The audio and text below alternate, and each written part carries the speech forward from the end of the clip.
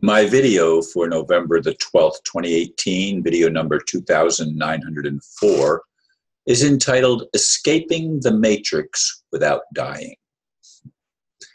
Many of us realize that we live in a matrix of delusion. The way out, as I see it, would be to come together and choose to stand in truth and love. Yet most of us get sidelined into areas that, in reality, are inconsequential. The only important factor, from my vantage point, is a willingness to simplify our lives as much as possible and join with others who are waking up to the inconvenient truth that we have all been deceived. Human life itself may be the biggest deception of all, as pointed out by Ingunn Sigurdsdatter. I don't know, I'm probably really messing that name up. The freedom rebel who renounced the state. She severed all ties with the system often referred to as the Matrix. Her journey was described in detail on the Age of Truth TV with host Lucas Alexander. Her journey to me is quite incredible, although I do not agree with the conclusion she and many others hold that we are all one. It's a nice concept that many of us have bought into, yet failure to fix the obvious problems of the matrix remains the dilemma we face. It's just an illusion is so often proclaimed by truth seekers trying to make sense of the nonsensical world in which we live. Some, like Ingunn, try to drop out. Others just try to ignore what they cannot accept, like the reality of our collective experience. Is there an escape? Will truth be told that will free us all from the insanity? You decide. I really, really liked that video. It's actually a two-part video, which he started out in the present, that is 2018, and then went back and showed at least a portion of the video that he had recorded with her in 2014, 4 years ago. And, you know, he asked her when he got back to 2018, he asked her how things have come, because she went through a lot of hoops that a lot of freedom seekers, truth seekers have gone through. And she actually was able to extricate herself in Scandinavia, where she's from.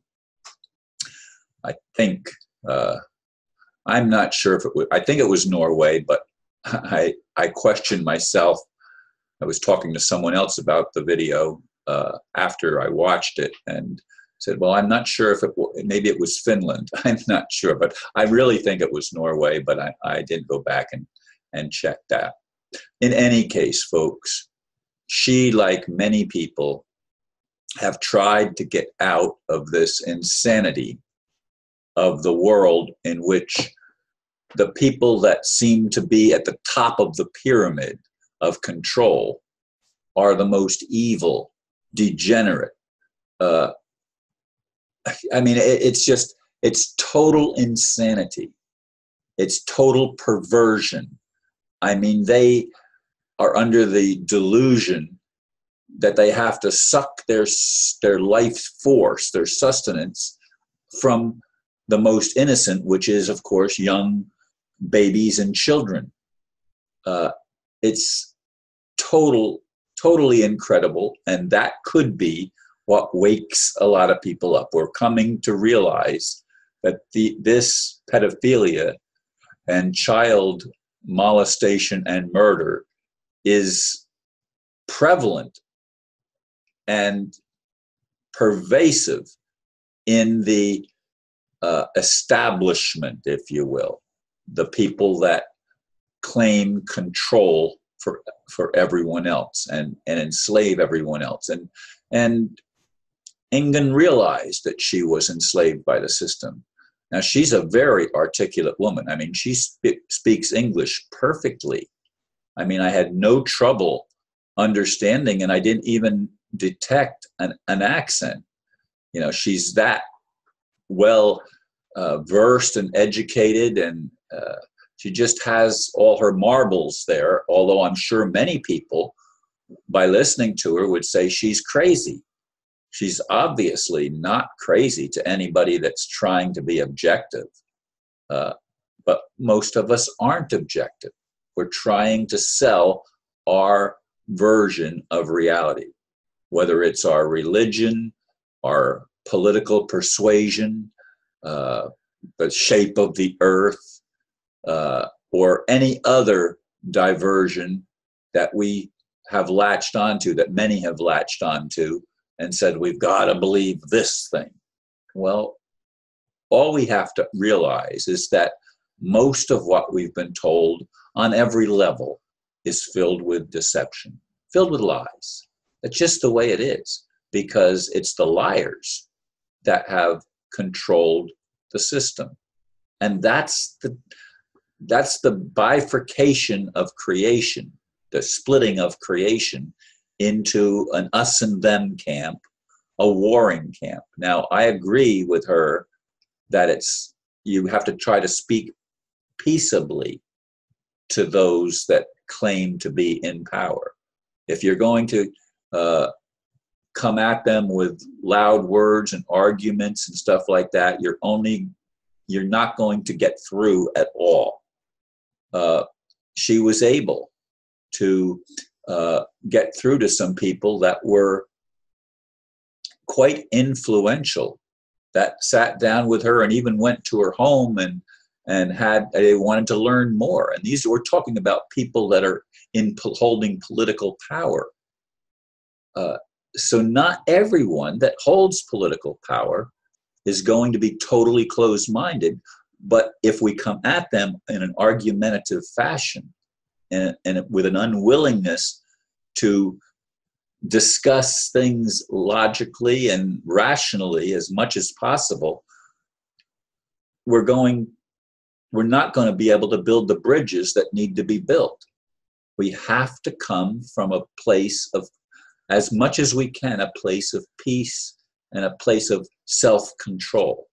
And self-control is hard when you're first realizing the deception, when you're first coming to grasp with how much we've been lied to, at how many levels we've been lied to. I mean, it's just overwhelming for most people. So I totally get it. How can we fix it? To me, and people get mad at me for this, we can't fix it until or unless we have all of our talents, gifts, and abilities restored so that we can see clearly and understand and grasp the bigger picture. And I admit, I don't have that ability yet. I do believe strongly, and believe again has a lie in the middle of it, but I'm persuaded that love and truth are the only way to remedy the situation in which we find ourselves as human beings. And I don't want to have to die to do that.